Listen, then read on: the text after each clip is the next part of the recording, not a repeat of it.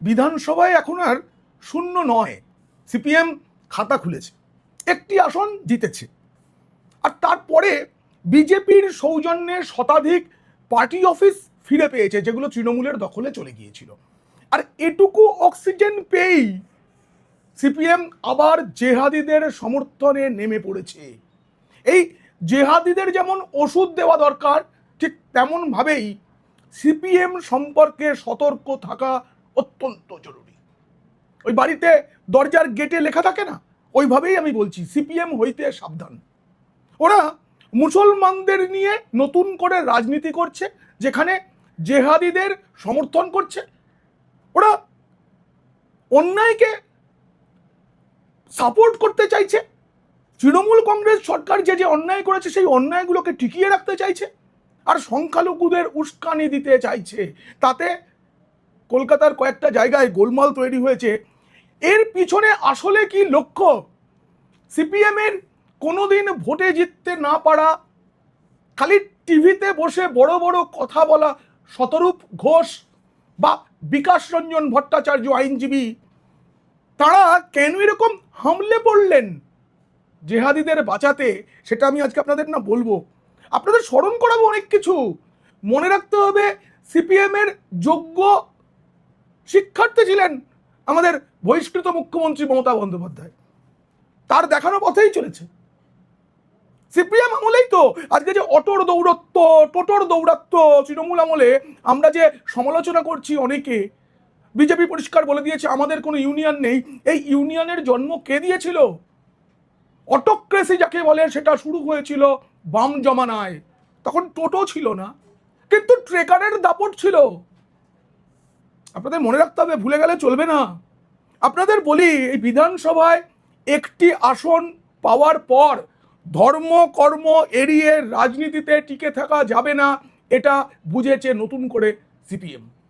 চিরকাল ওরা ধর্মের বিভাজন করে রাজনীতি করে এসেছে। ওরা বুঝতে পেরেছে এবার মুসলিমদের ধরে ভেসে থাকতে হবে, আর কিছু হিন্দুদের দলে টেনে ওই ভেসে থাকার পর মাথা তুলতে হবে। কিন্তু সেটা হতে দেওয়া যাবে না, সতর্ক থাকতে হবে। কেন সতর্ক থাকা প্রয়োজন সেটা নিয়ে এই প্রতিবেদন। যদি ভালো লাগে অবশ্যই সাবস্ক্রাইব করবেন। পিনাক্কি বলছে। এবার সিপিএম এর শতরূপ ঘোষ, বিকাশ রঞ্জন ভট্টাচার্যদের আসল লক্ষ্য কি, এবং বাংলায় জেহাদিদের কেন কড়া দাওয়াই দেওয়া প্রয়োজন, সেটা জানতে দেখুন ও শুনুন পিনাক্কি বলছে। আমরা জানি যে তিলজলার একটা বেআইনি চামড়ার কারখানায় আগুন লেগে 3 জনের মৃত্যু হয়েছে। এরপর ওই তিলজলা টালিখোলা মসজিদের কাছে ওই চামড়ার কারখানায় আগুন লাগার পর মুখ্যমন্ত্রী শুভেন্দু অধিকারী ওই বেআইনি নির্মাণ ভাঙার নির্দেশ দিয়েছেন। এই কারখানাটা ছাড়াও ওখানে অনেক অবৈধ নির্মাণ রয়েছে, যেগুলো খুব বিপজ্জনক, যতগৃহ হয়ে আছে। একটা ঠিকঠাক সরকারের দায়িত্ব শুধু আগুন লাগলে নেভানো নয়, যাতে আগুন না লাগে তার ব্যবস্থা করা। সেটার জন্যই বেআইনি নির্মাণ ভাঙার কাজ শুরু হয়েছিল। হাইকোর্টের রায়ে আপাতত তা স্থগিত আছে, সুতরাং এ নিয়ে কিছু বলা যাবে না। কিন্তু ওই বুলডোজার দেখে কেন শতরূপ ঘোষরা ঝাঁপিয়ে পড়লেন সেটা জানতে হবে। এতদিন এই যে পুরসভার উপরে দোষ দেওয়া হচ্ছে, তারা কেন বাড়ির অনুমোদন দিয়েছে, একটা একটা করে দেখিয়ে দেবো। সিপিএম আমল থেকে এগুলো কিভাবে শুরু হয়েছিল। তৃণমূল তো সেটাকে যোগ্য ছাত্রের মতো বাড়িয়ে নিয়ে গেছে। বড় হাসি পায় জানেন, এই সিপিএম এর লোকজনকে দেখলে আমার হাসি পায়। কেন?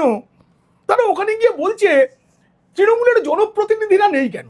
এটা ঠিক, যেখানে আগুন লেগেছে সেখানে গত 15 বছরের বেশি সময় ধরে সেখানকার বিধায়ক জনাব জাভেদ খান, একসময় তিনি রাজ্যের মন্ত্রীও ছিলেন।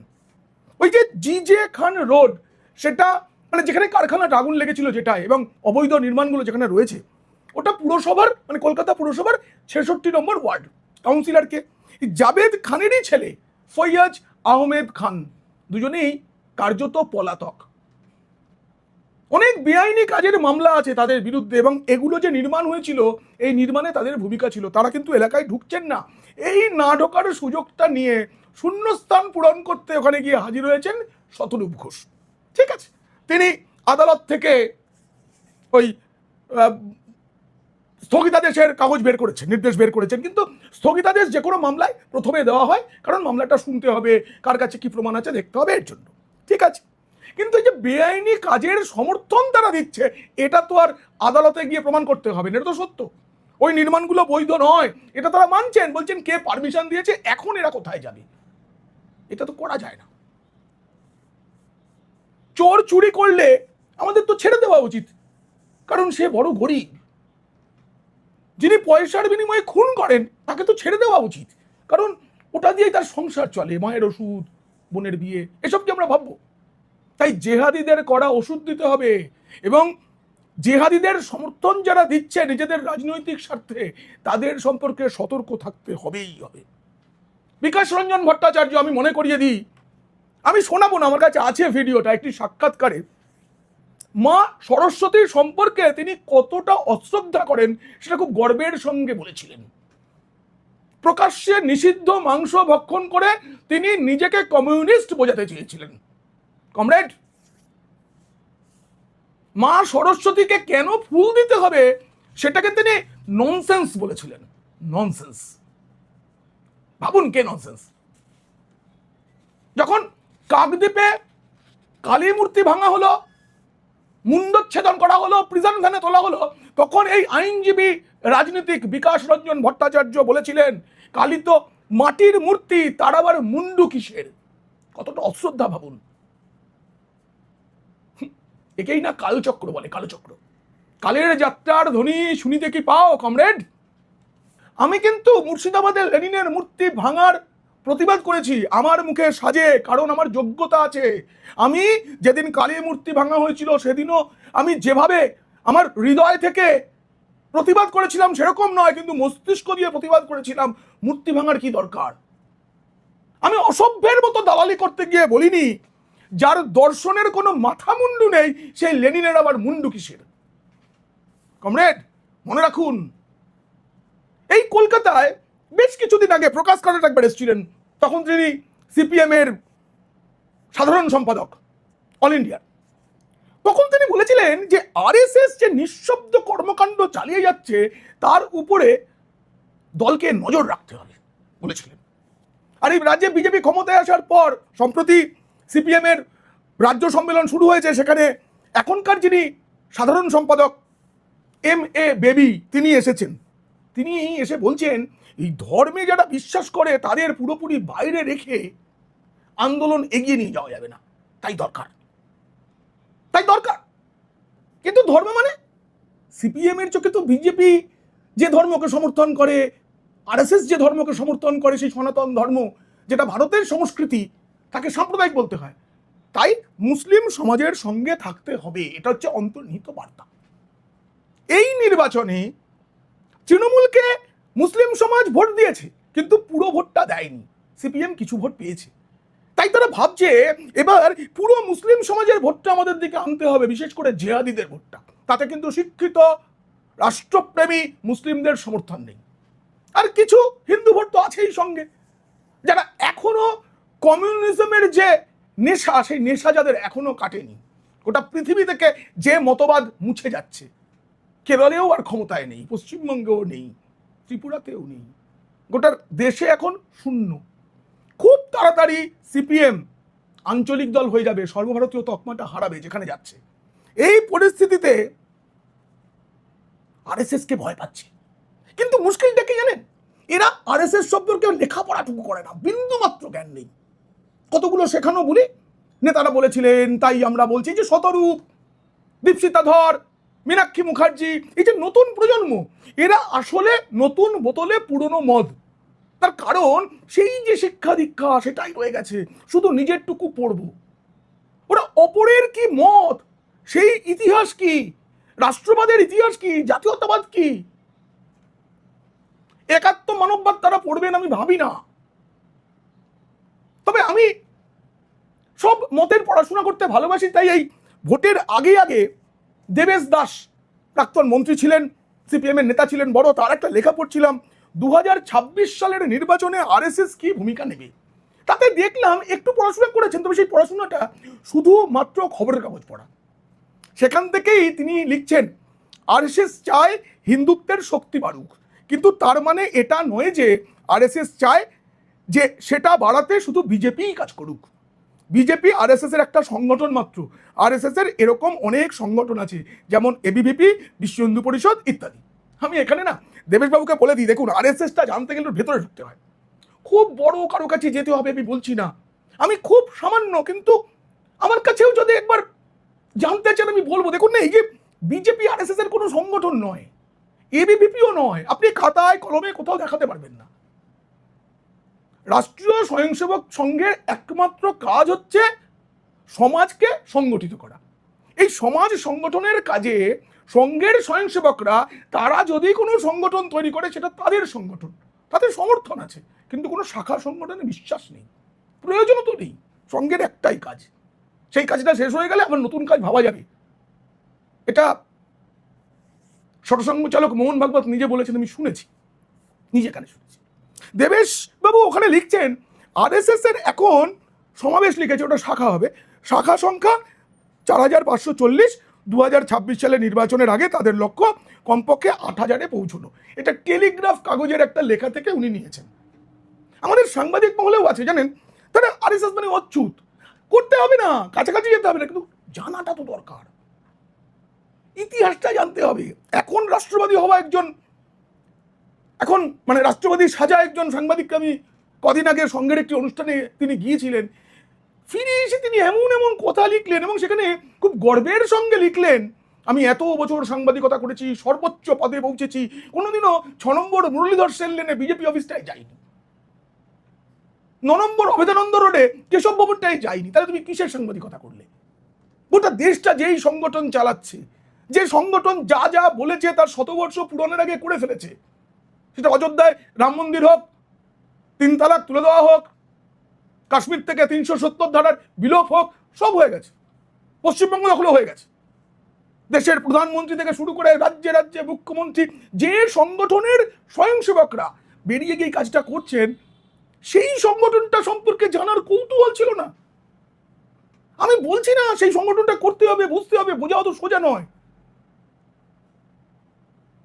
সংঘের শাখায় যাওয়া যায়, যে কেউ পতাকা, যে কোনো লাল নীল সবুজ গেরুয়া যে কোনো পতাকা নিয়ে যিনি কাজ করেন তিনি পতাকাটা বাইরে রেখে সঙ্গে যেতে পারেন, কিন্তু সংঘ যাওয়াই মানে, শাখায় যাওয়া মানে তার সঙ্গের অনুভব এসে যায় না, তিনি সংঘের স্বয়ংসেবক হয়ে ওঠেন না, তার একটা পর্যায়ে আছে, আপনার থেকেই হয়, কেউ সার্টিফিকেটও দেয় না যে তুমি আজ হলে, নিজের মন থেকে বোঝা যায় আমি আজ স্বয়ংসেবক হলাম, নিজের থেকে সেবার কাজ করব, চেষ্টাই করলেন না তারা। সেই রকম খবরের কাগজ পড়ে দেবেশ দাস লিখছেন, এবং সিপিএম চাইছে যে এই যে ভাবধারা, যে সংঘ বেড়ে চলেছে তার উপরে নাকি নজরদারি চালাবে। কি নজর রাখবে? কি অত সোজা? একটা দল শূন্যে পৌঁছে গেল, তারপরে মুসলমানদের কাঁধে ভর দিয়ে একটি মাত্র আসনে কোন রকমের জয়, বেশিরভাগ জায়গায় জমানত বাজেয়াপ্ত, তারা বলছে আরএসএস এর উপর নজরদারি রাখতে হবে, ধর্মকর্ম করতে হবে একটু। আর মুসলমান প্রেম, আমি বলছি এখনো পর্যন্ত এই সিপিএম এর পলিট ব্যুরো সদস্য যারা হয়েছেন তাদের নামগুলো বলছি, যারা মুসলিম, 100 বছরের দল কিন্তু কমিউনিস্ট পার্টি, সংঘ স্থাপনা আর কমিউনিস্ট পার্টির জন্ম একই সময়ে, 100 বছরে কাকাবাবু, মুজফফর আহমেদ, মোহাম্মদ আমিন, মোহাম্মদ সেলিম, তালিকা শেষ। কাকাবাবু ছিলেন অবিভক্ত যে কমিউনিস্ট পার্টি তার রাজ্য সম্পাদক, তারপর 60 বছরে 7 জন রাজ্য সম্পাদক বদল হয়েছে, কোনো দিনও আব্দুর রেজ্জাক মোল্লা বা কোনো খান, কোনো মোহাম্মদ রাজ্য সম্পাদক হতে পারেননি। সিপিএম শূন্যে পৌঁছে যাওয়ার পর বুঝেছে যে আমাদের মুসলমান প্রেম চাই, তারপরে মোহাম্মদ সেলিম। এই ইতিহাস মুসলিম সমাজ মনে রাখেনি মনে করছেন? 60 বছর বাদে কি করেছে সিপিএম এই ভোটের আগে? এই যে প্যালেস্টাইন ইসরায়েলে যে হামলা, অন্য রাজ্যে পরিযায়ী শ্রমিকদের উপরে হেনস্থা করা হচ্ছে এবং তারা নাকি সকলেই মুসলিম, এইসব বলে মুসলিমদের কাছে থাকতে চেয়েছে। যে যে ইস্যুতে সিপিএম এই ভোটে প্রচার করেছে প্রত্যেকটা মুসলিম স্বার্থ জড়িত ছিল। সিপিএম এর ভেতরে এটাও একটা লড়াই ছিল, বেশি করে মুসলমানের দিকে তাকালে উল্টো বল হবে না তো, হয়েছে। সংখ্যালঘু সম্প্রদায় করতে করতে সংখ্যালঘুকে মানে তুলে ধরতে গিয়ে নিজেরাই সংখ্যালঘু হয়ে গেছে। এখন চাইছে যে, কারণ তৃণমূল বিরোধী হিন্দু ভোটের 85% কাছাকাছি বিজেপির দিকে এসেছে, আবার মুসলিম ভোটের সবটা পায়নি, তাই দুটো অস্ত্র প্রয়োগ করতে গিয়ে আসলে বেকায়দায় পড়েছে। এখন চাইছে পুজো কমিটি, মন্দির কমিটি, মসজিদ কমিটি, গির্জা কমিটি এসবে সিপিএম ঢুকতে চাইছে, দলগতভাবে সিদ্ধান্ত হয়েছে। তাই আমি বলছি সিপিএম হইতে সাবধান। আসল উদ্দেশ্য জেহাদিদের প্রশ্রয় দেওয়া, পশ্চিমবঙ্গে একটা জেহাদি আন্দোলন যাতে গড়ে ওঠে তার বীজ বপন করা। তাই মন্দির কমিটি আর বাকিদের বললাম না, তারা যা করবেন করবেন, মেলা কমিটি তাদের সতর্ক থাকতে হবে। দলের লোকেদের এইসবের মধ্যে তারা সম্পৃক্ত করতে চাইবে নানাভাবে, খেয়াল রাখতে হবে। কারণ সিপিএম ঠিক করেছে কোনো ছুত মার গোড়া রাখবে না, সবেতে ঢুকবে। কিন্তু কেউ কি ঢুকতে দেবে? আমার তো মনে হয় দরকার নেই, ওরা জেহাদিদের সঙ্গে থাকুক না। ওরা মুসলমান ভোট আর কিছুটা হিন্দু ভোট নিয়ে রাজ্যের প্রধান বিরোধী দল হতে চাইছে আগামী দিনে, সেটা হতে দেওয়া ঠিক হবে না। তৃণমূলের অপর পিঠ আরো বিপজ্জনক। একটা আন্তর্জাতিক মতবাদের নাম করে গোটা পৃথিবী থেকে যেটা মানে ত্যায্য হয়ে গেছে, সবাই ত্যাগ করে দিয়েছে, সেই মতবাদ নিয়ে একটা বিদেশি মানসিকতা তৈরি করতে চেয়েছে। বাঙালি যুবকদের একটা বড় অংশের মেরুদণ্ড ভেঙে দিয়েছিল ওই বিজাতীয় শিক্ষা। আমাদের স্কুলের কলেজের যে পাঠ্যক্রম সেই সময় তৈরি হয়েছিল, সেটাকে বিজাতীয় করেছিল ওরা প্রথমে। যে দলের নেতা মা সরস্বতীকে ফুল দেওয়াটাকে ননসেন্স বলে মনে করেন। ননসেন্স, কে ননসেন্স? সিপিএম এখন যে মুসলিমদের কাছে যেতে যে কৌশল নিয়েছে সেটা কতটা ঘৃণ্য দেখুন। মানে সেটা আদৌ ওই দলটার প্রতি আদৌ মর্যাদার নয় যারা 34 বছর একটি সরকারের নেতৃত্ব দিয়েছে সেই দল। আমরা সবাই জানি যে এই ভোটে বামেদের সঙ্গে জোট ছিল আইএসএফ এর, কিন্তু আমরা কেউ খেয়াল করিনি এসডিপিআই নামে একটি উগ্র মৌলবাদী রাজনৈতিক সংগঠন মুসলিমদের, তারাও ছিল সিপিএম এর সঙ্গী। এই দলটা তৈরি করেছিলেন সোশ্যাল ডেমোক্রেটিক ট্রেড ইউনিয়ন নামে ইরাপুঙ্গল আবু বকার। অযোধ্যায় যেখানে রাম মন্দির হয়েছে সেখানে বাবরি মসজিদ আবার নতুন করে বানানোর জন্য যেসব সংগঠন বড় দাবি নিয়েছিল তাদের মধ্যে একটি হচ্ছে এই এসডিপিআই। সাগরদিঘি আসনে এসডিপিআই এর প্রার্থীকে সমর্থন দিয়েছিল বামেরা এই ভোটে 2026 সালের বিধানসভা নির্বাচনে। আবার আইএসএফ সে কি করলো, ক্যানিং পশ্চিম আসনে তৃণমূল থেকে আসা বিখ্যাত একসময় আমাদের বহিষ্কৃত মুখ্যমন্ত্রীর সম্পদ ছিলেন আরাবুল হোসেন, তাকে প্রার্থী করেছিল আইএসএফ। আবার পূর্ব মেদিনীপুরের একটা আসনে সিপিএম এর প্রার্থী হয়েছিলেন ওখানকারই জেলা সম্পাদক নিরঞ্জন সিহি, কিন্তু আইএসএফ চাপ দেওয়ায় ওই নিরঞ্জন সিহির প্রার্থীপদ প্রত্যাহার করে নিতে হয় সিপিএম কে, ওখানে আইএসএফ প্রার্থী দিয়েছে। তার মানে মুসলমানদের কাছে কতটা নতজানু হয়ে এবার ভোট লড়েছে একবার ভেবে দেখুন। মৌলবাদীদের সঙ্গে, মুসলিম মৌলবাদীদের সঙ্গে এই সম্পৃক্ত হতে যাওয়াটা এটা 2021 সাল থেকে শুরু করেছিল কিন্তু সিপিএম। আইএসএফ এর সঙ্গে যখন সমঝোতা করলো, কংগ্রেসও ছিল, কংগ্রেস তো চিরকাল এটা করে এসেছে। আব্বাস সিদ্দিকী যেভাবে মৌলবাদী কথাবার্তা বলছিলেন, এবার নির্বাচনে আব্বাস সিদ্দিকী খুব একটা সক্রিয় ছিলেন না, নৌশাদ সিদ্দিকীর নেতৃত্বেই লড়েছে আইএসএফ, এবং নৌশাদ সিদ্দিকী একেবারে ওই উগ্র মৌলবাদ না ছড়িয়ে কিছুটা কাজের কথাও বলেছেন, এটা ঘটনা। কিন্তু উনি ধর্মকে বাদ দিয়ে রুটি রুজির কথা বলেছেন, কিন্তু রুটি রুজির কথা চিরকাল আমরা বলি করে থাকা সিপিএম নতজানু হয়ে শুধু সিপিএম এর এজেন্ডাই ছিল মুসলিমদের সম্পৃক্ত বিভিন্ন ইস্যুকে ভোটের বাজারে তুলে ধরা। এই যে আরাবুল ইসলামকে প্রার্থী করা, নিরঞ্জন সিংকে বাদ দিয়ে দেওয়া, এগুলো তো মেনে নিয়েছিল তো বিকাশ রঞ্জন ভট্টাচার্যের দল শতরূপ আজকে বুলডোজার আটকাতে চাইছে অবৈধ নির্মাণ ভেঙে দেওয়ার জন্য, মেনে নিয়েছিল তো। টিভির আলোচনায় পাউডার মেখে বলেছিলে তো। দীর্ঘমেয়াদী একটা ধর্মনিরপেক্ষ হিন্দু ভোট সিপিএম পেত, সেটা শেষ। তাই এখন হিন্দুদের আরো বেশি করে সিপিএম হইতে সাবধান থাকিতেই হইবে, তা না হলে সমূহ বিপদ। আমি জানি সকলের সতর্ক, কোনো পুজো কমিটি, কোনো মেলা কমিটিতে তাদের জায়গা হবে না। এই যে ডোমকল আসনে বিধায়ক হয়েছেন মুস্তাফিজুর রহমান, একমাত্র মুসলিম প্রার্থীকে জেতাতে পেরেছে, সেটাও ডোমজুরের মতো আসন থেকে আইএসএফ পাশে ছিল বলে, হুমায়ুন কবিরের প্রচ্ছন্ন সমর্থন ছিল বলে। সিপিএম বুঝেছে মুসলিম তোষণ ছাড়া বাঁচা যাবে না। বাঁচো, যে কোনো রাজনৈতিক দলের বাঁচার অধিকার আছে, কিন্তু আরএসএস নিয়ে কিছু ভাবতে যাও না, নজরদারি চালাতে যাও না বাবা, হাঁপিয়ে যাবে। আরএসএস একটা হাতির মতো, কেউ দেখে পা দুটো চারখানা গম্বুজের মতো, কেউ দেখে বাবা কত বড় কান, কেউ দেখে সুর, কিন্তু গোটাটা কেউ দেখতে পায় না। ওটা নজরদারি চালাতে যেও না, একটু লেখাপড়া করো না বাবা। আমি তো বামপন্থী রাজনীতির বইপত্র ঘেটে পড়ে তারপরে নিন্দা করি। কেমন হয় আরএসএস এর শাখায়, দূর থেকে দেখো না কি কি মৌলবাদ শেখানো হচ্ছে। দেশপ্রেম ছাড়া আর কোনো বর্ণোচ্চারণ হয় কিনা একবার শুনে শোনা বাবা, অত সোজা নয়। 100 বছর ধরে একটা সংগঠন ক্রমশ বড় হতে হতে হতে হতে সমাজের মহিরুহ হয়ে গেছে। সংঘের স্বয়ংসেবকরা শতাধিক সংগঠনের মাধ্যমে দেশের মানুষের জন্য কাজ করছে, তার জন্যই মানুষ গ্রহণ করেছে। এবং আজকে শুধু ভারতে নয়, বিশ্বের অনেক দেশে সংঘের স্বয়ংসেবকদের সেবামূলক কাজে সেখানকার মানুষ খুশি হয়েছে, তারা অংশগ্রহণ করছেন। এই তো বাংলাদেশের যখন গোলমাল হয়েছিল, তখন মোহাম্মদ সেলিমের একটা বক্তব্য আমার মনে পড়ছে। বাংলাদেশে গোলমালের সময় বলা হয়েছিল মৌলবাদী শক্তি এখন বাংলাদেশকে শেষ করছে, ঠিক কথা। আর এখানে সেটা দেখিয়ে ভারতের সাম্প্রদায়িক সম্প্রীতি নষ্ট করার চেষ্টা হচ্ছে। ইসলামী বাংলাদেশ হলে ভারতকে হিন্দু রাষ্ট্র করার কথা বলতে সুবিধা হবে, এত অব্দি মেনে নিচ্ছি।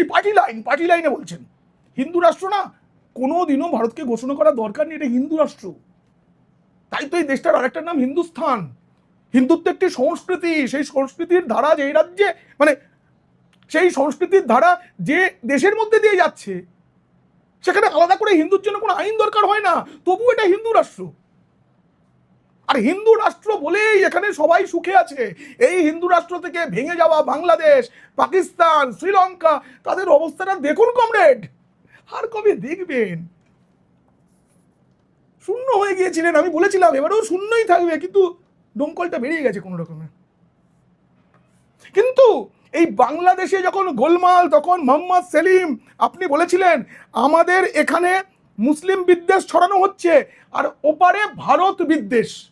কথাটা ঠিক, কিন্তু একবার বললেন না তো ওপারে হিন্দু বিদ্বেষ চলছে। এত হিন্দুর মৃত্যু আপনার চোখে জল না কমরেড? আপনার দলটার তো মূলত হিন্দুরাই চালাতো, আপনাদের তো কোনোদিনও গুরুত্ব দেয়নি। সিপিএম এর মুসলিম প্রেম গোটা পৃথিবী জানে,